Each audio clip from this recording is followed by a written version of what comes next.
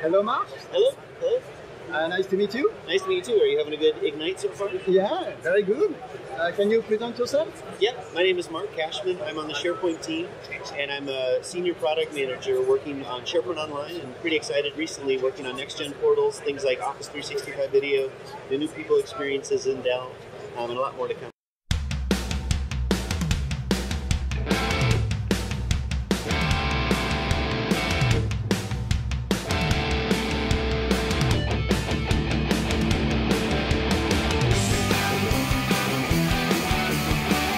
It was very interesting to follow this new announcement at Ignite. So can you explain us a little bit more about this new feature and new experiences? Sure. So I'll start with NextGen Portals, and then obviously some of the bigger news was what are we doing around SharePoint on premises. But for NextGen Portals, we've announced that we're really focusing on delivering ready-to-go experiences within Office 365. These are things that are connected to something like connected to the Office graph, so they're intelligent. And when you arrive at these portals, you'll see content and information that's a lot more tailored to you, but driven by machine learning. They're social in the nature that if you go to a page, if you go to a video, if you go to an article or a blog, they already have the Yammer embed in a connected way, so that if you see something of interest and you want to share it with a person or a group, it's right there in line, and you can post that off to Yammer. The other thing is that they're mobile by design. So when we brought Office 365 Video, which is really our first NextGen portal, our focus was to make sure that people could access their videos on the go. And just here at the show, we actually are in production now and showing some of the new design aspects with the new iPhone app. So we have Office 365 Video for iPhone. And we also built responsive pages so that if you have an Android tablet, if you've got a Windows PC, if you are lucky enough to have one of those big Surface hubs, now the pages and the player itself, when you're playing the video, will scale up or down to the size of the screen. And it's compliant in terms of being cross-browser. So we use an HTML5 player.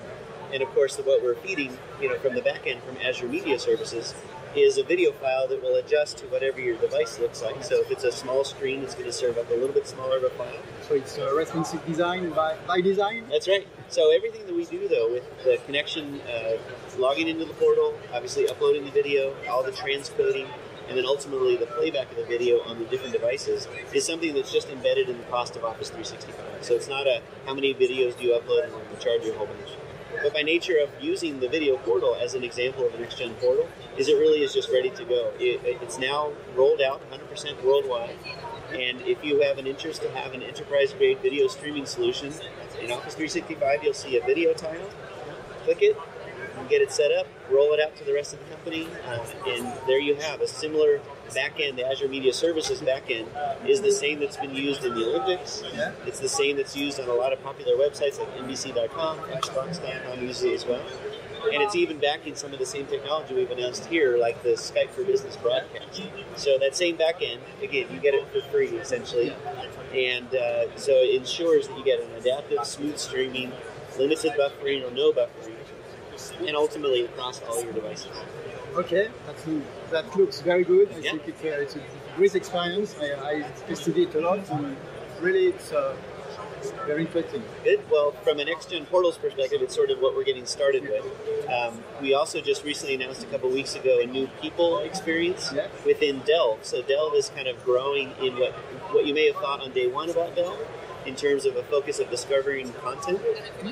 We really have a huge pivot now because we've been watching what people are doing, and we know what we've been wanting to build from a portals perspective is the importance of people. So people are looking for people. And sometimes they are looking for people to find content. Sometimes they're looking for content to find people.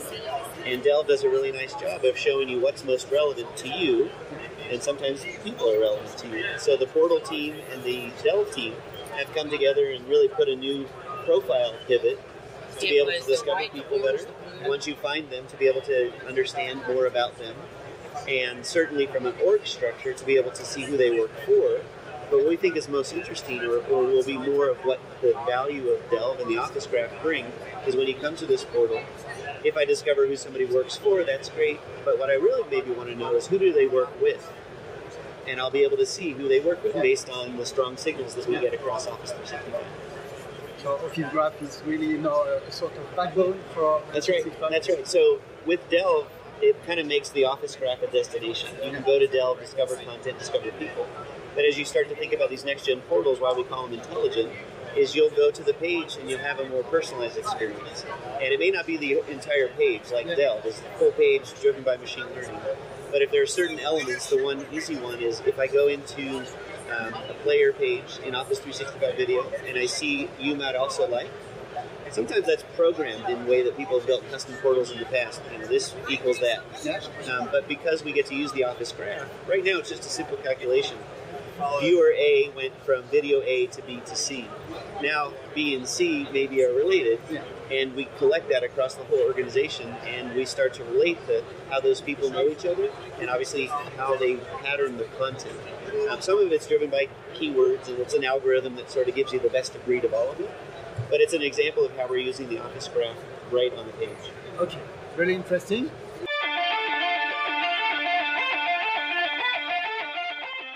So we are organizing several events in France. For example, SharePoint Saturday Paris and a YOS tour. So what topics, what are the hottest topics on Office 365 to follow as you think? Well, we talked about NextGen Portals. We hope there's a lot of interest there.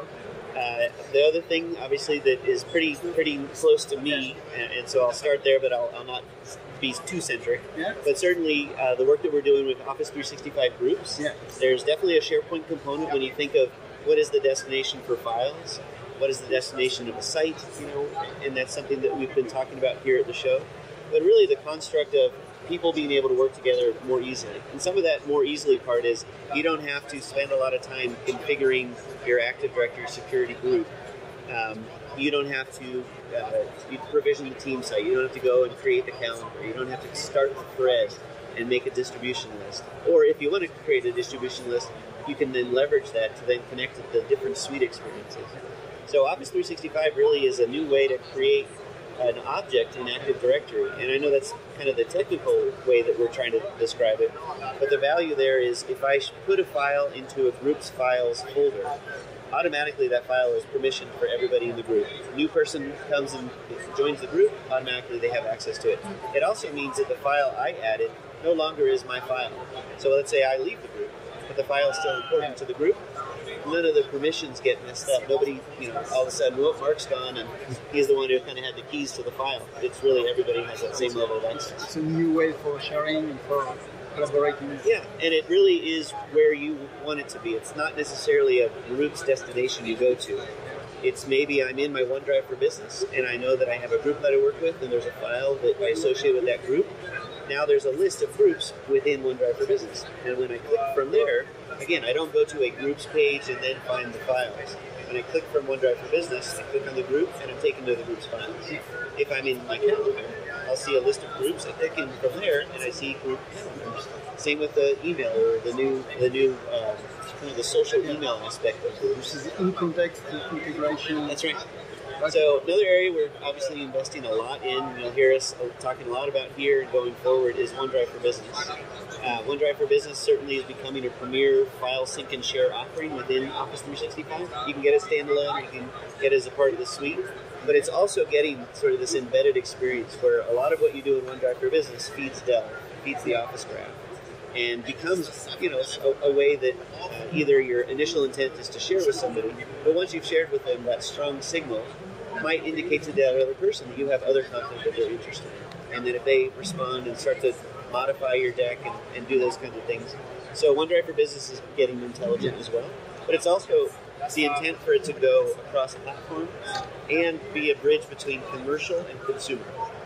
So one of the biggest support drivers that we had that was just a pain point for our customers was, I got the OneDrive app, but I can't sign in. And usually it meant they got the OneDrive consumer app, and they were trying to log in with their OneDrive for Business. And, of course, everybody's head shakes and, Microsoft. But now we have a concept where we have these apps that are unified. So I can sign in still with one or the other or both. But it's one app, No matter what I sign in with, it's intelligent to ask me the right question. Great improvement. Yeah, and then I can just navigate between the two. But to be really clear, if I have OneDrive for Business on an iPad, for example, and I have my personal files and my work files, and I can navigate between the two, we don't cross the barriers of being able to share from the consumer to your company, or the other way around, being able to share from work to public outside of your company. So the zones are protected, and we've also been talking about things like mobile device management. So if I have that, and I'm using it with OneDrive for Business, if there's somebody that either loses their device or is somebody who leaves the company and they want to make sure that they don't take content with them, they can use the MDM solution to go in and remove those files. It doesn't mean it's a device wipe, and it doesn't mean it's a full OneDrive wipe. It's just the OneDrive for Business device, selective wipe. So that's pretty huge. And then the other areas from a sort of enterprise back-end service protection layer, we're also investing in DLP, and e-discovery is getting a lot easier to include everybody's OneDrive for Business. And then also a layer of auditing and reporting will be coming soon. Okay, that's great. Yeah. Great new functionalities. So thank you very much for your time. You're welcome. We would be very happy to see you in Europe, maybe at the European Japan Conference. J'adore Paris, et peut-être je travaille en Paris, Oui. Je voyage à Paris. Oui, Tu peut-être. peux venir. You're Mais- welcome in Paris. Merci beaucoup. Merci. Au revoir.